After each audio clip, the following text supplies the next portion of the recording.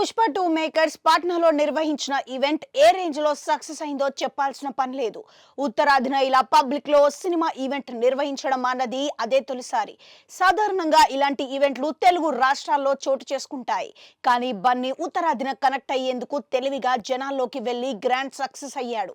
ఇలా చేయడంతో కాన్లు కపూర్ల తొలి రోజు వసూళ్లు రికార్డులన్నీ చెరిగిపోయాయి.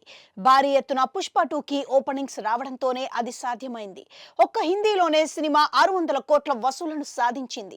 దీంతో బాలీవుడ్ హీరోలకు ఈ వసూలు ఎలా అన్నది ఏమాత్రం మింగుడుపడడం లేదు. పక్క రాష్ట్రం నుంచి వచ్చిన తెలుగు హీరోని మన జనాలు ఇలా ఆదరించడం ఏంటి అనే అంతర్మదనం మొదలైంది.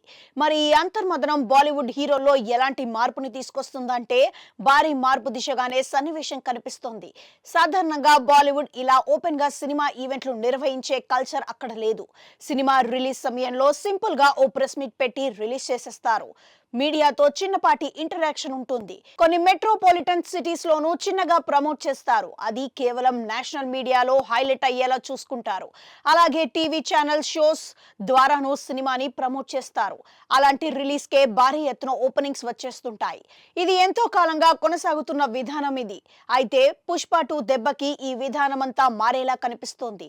బాలీవుడ్ హీరోలు కూడా తెలుగు సినిమాల ఈవెంట్లలా అక్కడ కూడా ప్రీ రిలీజ్ ఈవెంట్లు నిర్వహించేలా ఆలోచన చేస్తున్నారు.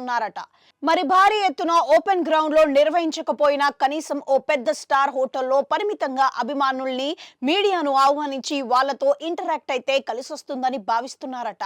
అలాగే టీవీ షోలు తగ్గించి సాధారణ ప్రేక్షకుడికి సినిమా కనెక్ట్ అయ్యే కొత్త పాలసీని తీసుకురావాలని ఆలోచన చేస్తున్నారు.